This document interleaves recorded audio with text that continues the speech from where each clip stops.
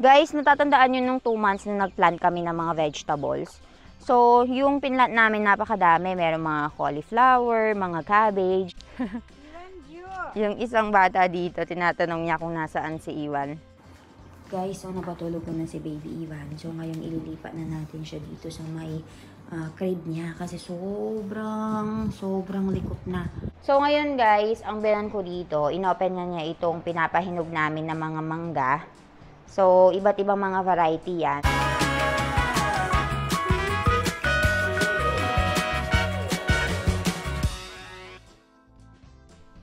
Hi guys, good morning. So, kakagising ko lang dito and napuyat ako kagabi kasi kagabi guys, alas 5, nagising si Ivan. So, ang lakas ng hangin, ang lakas ng ulan. Tapos, parang may nasirang poste. Hindi ko alam kung parang merong ipo-ipo. So, may nasirang poste dito, kaya naman dapat magtipid kami ng ilaw, kuryente, kasi naka-inverter kami. And ngayon guys, wala na naman si Sonal Masi, umalis na naman siya. So, andito ngayon yung anak niya, siya yung pumalit sa kanya. Papakita ko sa inyo. So, nakikita nyo ba? Ang tawag dito, lupa. It's raining yesterday. Kaya nandito yung anak niya, naglilinis ng mga plato-plato. Ouch, Masi! Papaya. Tapos meron itong mga papaya. Ayan, oh. Tignan nyo, oh. Sobrang wet ng lupa. Ang nangyari kanina, guys, ang ginawa ko, dahil nga alas 5 nagising si Ivan, tapos pinatulog ko hanggang alas 7. So, dahil alas 7 siya nagising, pinababa ko na siya kay Milan dito nga sa baba kasi gising na sina Mami. And natulog ako kasi napuyat nga ako sa pagpapatulog ulit sa kanya. So, ngayon, medyo late ako nagising, 8:30 na. Tapos, magkakape na tayo. Gawa na tayo ng kape. And then, mag-almusal na tayo. And dito naman, guys, tignan nyo, nag-start na silang magpainit nitong bambo or itong water heater. Ang laki naman nitong kahoy.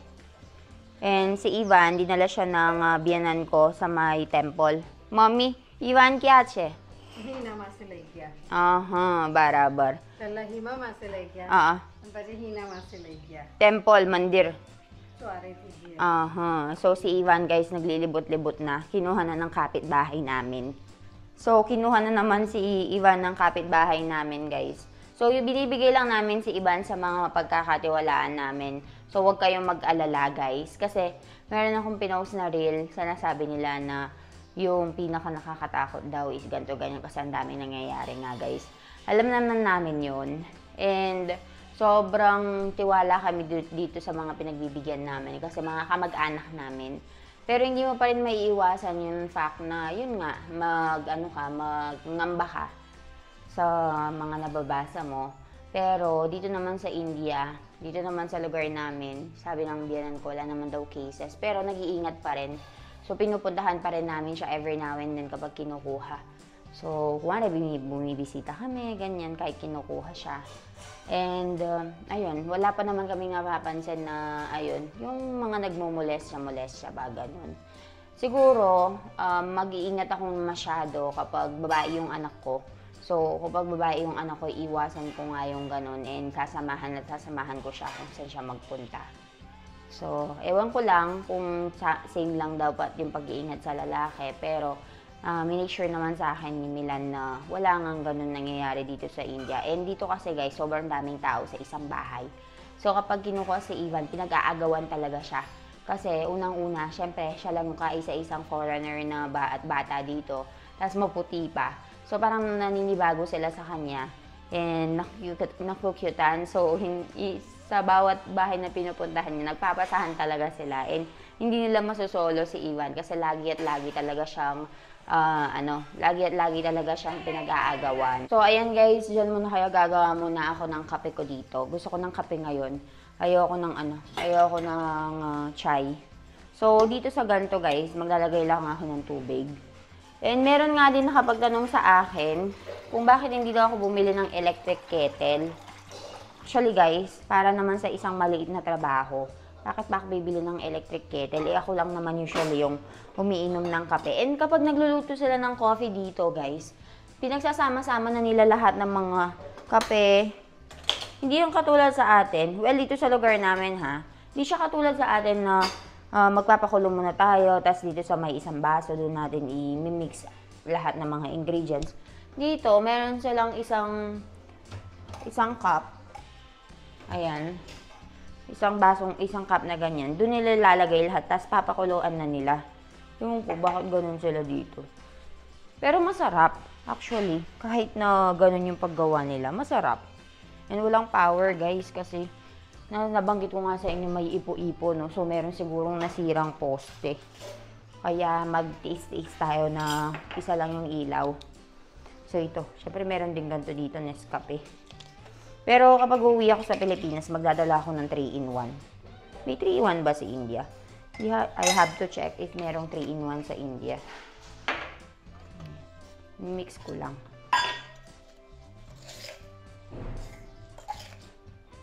Gusto kong umiinom ng kape kasi kapag nainom ako ng kape, agad-agad akong nadudumi. Hindi tulad kapag hindi ako nainom. Ang tagal bago ko hintayin yung pagdumi ko. So, tapusin ko lang ito. I-pour ko lang. And then, mag-ano muna ako. Mag-breakfast muna ako. Balitaan ko kayo later. Ayan. Black coffee lang. Tapos, habang nagkakape tayo, mag-answer na tayo ng mga inquiries para hindi natatambak. So, dahil, syempre, alam niyo naman, summer, yung mga tao gusto mag-swimming. Ang daming mga inquiries dun sa resort. Pero fully book po tayo ng April and May. So, June na yung booking na ina-accept natin. Kaya kung gusto niyo magpa-book kayo agad kasi talagang na-fully book. So, tapusin ko lang ito guys. Mag-answer lang ako ng mga inquiries and then balitaan ko kayo. Guys, so nandito ngayon yung anak ni Sonal Masi ngayon. Nag-aano sila ng binda. Lady finger. Ayan. Ayan si Mami. Mami, atla bada siya na yan eh. नानी છે હજુ ગયરા નહીં એમ હા બરાબર છે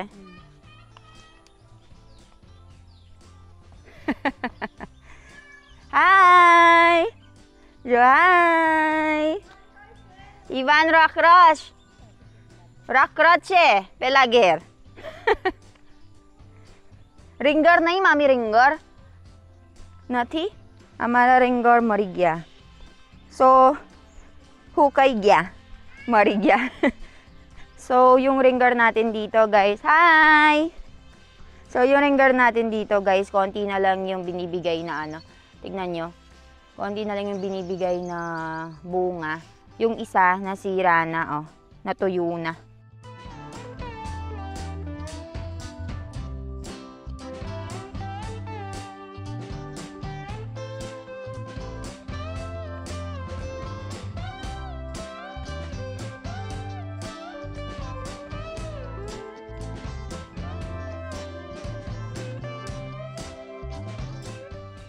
कई चेरिंग ना अलग वैरायटी है ने गोल वैरायटी है जो चालू तय ग्योरिंग ना केला महीना थी आपरा करो 2-3 महीना से 2-3 महीना so pinlant natin itong mga ringer na ito, eggplant na ito and mga binda 2 months ago. So ayan, after 2 months nagbibigay na nga sila ng mga bunga. Yung isang bata dito, tinatanong niya kung nasaan si Iwan. Pana. So, ayan guys dito, alam nyo ba? Ito yung tinatawag nilang pana. Di ko alam kung anong tawag natin sa Pilipinas dito. Gabi. Dahon ng gabi. So, kinakain din nila yan guys. Nilalagyan nila ng mga spices. Pagkatapos, kinakain nila ito tuwing fasting. So, ito yung dahon ng gabi. Pana kung tawagin nila. Gagawa sila ng dish na tinatawag na patarvelli na pana. Guys, natatandaan nyo nung 2 months na nagplant kami ng mga vegetables. So, yung pinlant namin napakadami. Meron mga cauliflower, mga cabbage. So, lahat yun, hinihintay pa natin kung tutubo. Pero, yung mga naging success lang is yung ladyfinger tsaka yung ringar or yung eggplant. Yung chili, wala. Hindi sila tumubo. And yung patarvelli na pana, yung dahon ng gabi na pinapakita ko sa inyo. yun, tumubo siya. And yung lemon namin, ang konti lang nang binibigay na ano, na bunga. So, kailangan pa naming bumili ng mga ibang vegetable sa my market kasi nga wala siyang masyadong binigay ngayon yung bakuran namin. Suko siya, mami. Vala Vaira. Ikivrite kairu, ay kivrite. Kwan kivrite mane kejo ne? Ele seeds siya kaliem. So, hina-harvest ngayon ni Mami itong tinatawag nilang Vaira. Tapos, gagawin niyang ulam. So, meron lang siyang seed na nilagay dyan, tapos tumubo. Mami, kela diwas baba nuwa Vaira? Kela diwas? Tronchar diwas. Kali tronchar diwas. So, kailangan mo lang itong tubuin ng 3 to 4 days. Parang munggo. Magjeva ne? Mami, bogjeva. Parang munggo, guys, kapag nag-aano tayo ng munggo, yung mga sprout. So, ganyan lang din yung ginagawa ni Mami. Tapos, after 3 to 4 days, may ulam na kami. Mami, ako karjo? Tran tardiwa seuj karo? Abra, save, thank you, ne? Paisa na iba parawan, wabado. Hachi-hachenta. So, I told Mami na every 3-4 days, magtanim siya ng ganito para hindi na namin problema yung ulam namin. So, ang dami talagang nasa-save dito sa India, especially kapag may bakuran ka. Kasi, you just have to worry about the spices na oil, yung spices na chili powder, turmeric powder, and then may ulam ka na. Hene, Mami, India bouch sa stukeway. Tension na ibaw ba dumali jay? Jone, apra tranchar diwas vaiva, ave aligya, ave ek diwas santi ne. To? Ek time kawadu. Jo. Hey, konaiwa. Konaiwa. Iwa naiwa che. Didi jora che didi. Jaja. Ya. Oh, ngai che bu. Bu blue chalo. Guys, so napatulog ko na si Baby Ivan. So ngayon ililipat na natin siya dito sa may crib niya kasi sobrang likot na. And kapag kasi ilalagay natin siya dito sa may kama, kailangan pa natin maglagay ng mga unan. And sa mga unan, naglalaro siya. So akala niya playground niya itong bed. So imbis na dito namin siya ilagay, ayan, dito natin siya ilalagay sa may crib niya. And meron nga siya ditong net para hindi malamukan. Para daw hindi mahulog. And dito naman, pa-plancha na natin yung mga damit natin. Ayan. About the mali tayo. Jobro. So, ito yung damit ni Milan, guys, at saka mga damit ko. So, napaano na natin. Yung mga kurta yan, napa-plancha na natin. Aprager, koi istri na karana. Kaya ni Haru, Santi. Santi pan. Kero na dukem. So, dito sa bahay namin, guys, hindi kami nagpa-plancha ng kamilang pinibigay namin para ipa-plancha. Mura lang naman. So, imbis na gastusin mo sa kuryente, binibigay na lang namin doon sa kakilala namin, pinapa-plancha namin. And usually, guys, ganun yung drill dito. Yung lalo na yung mga kapitbahay din namin na malalaki yung pamilya. Pinapa-plancha na lang nila. Tapos, yung panggastos nila sa kuryente, yun na lang yung binibigay. Kasi usually nasa 200, yung minsan 500. So, damit mo na yun na for, I think 2 times a month kaming nagpapaplancha. Kasi hindi naman din kami masyadong lumalabas ngayon. So, nung nagtatrabaho si Milan, dun kami madalas magpaplancha kasi everyday, di ba? Yung mga damit niyang panglabas, yun yung sinusuot. Ngayon, medyo nadalang na lang kasi hindi na nga siya nagtatrabaho, nag-aaral na siya dito. So, ayun, yung pagpaplansya namin, medyo nadalang na lang din. So, ayun guys, maglilinis muna ako dito sa bahay. Balitaan ko kayo later. Haron talay tayo. Light ban karwano siya pa. Chalo karwano.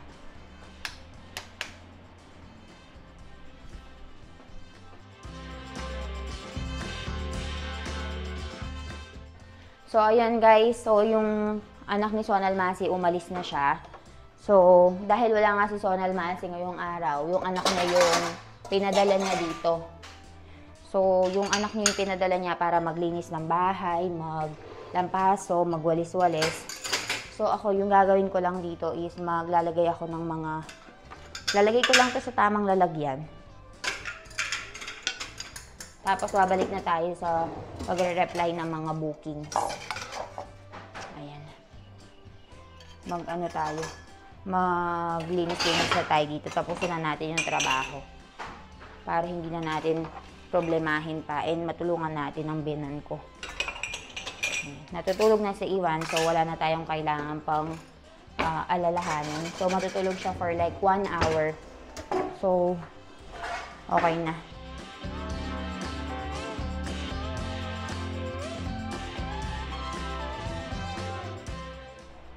Mami, may sukar, Ocho. Carry ko cornmeal ba din?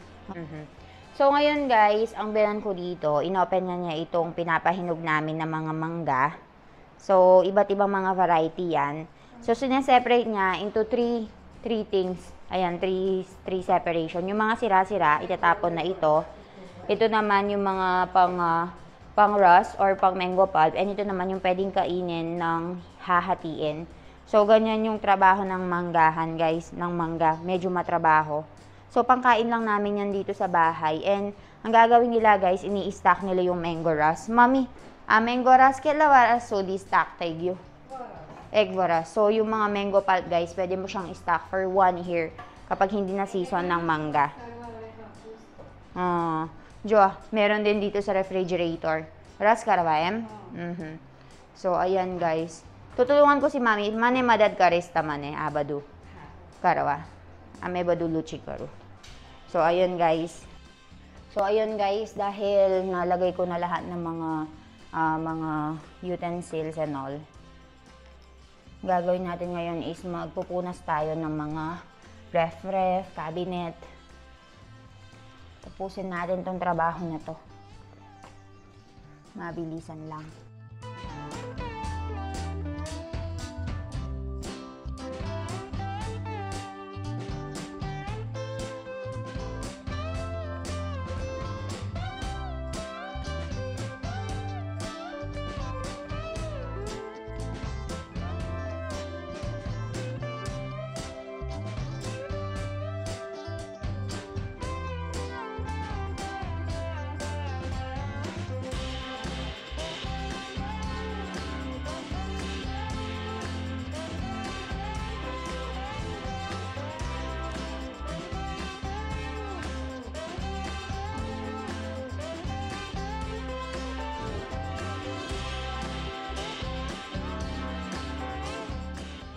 Guys, so ito yung na-harvest natin ng mga binda or ladyfinger sa may bakuran natin.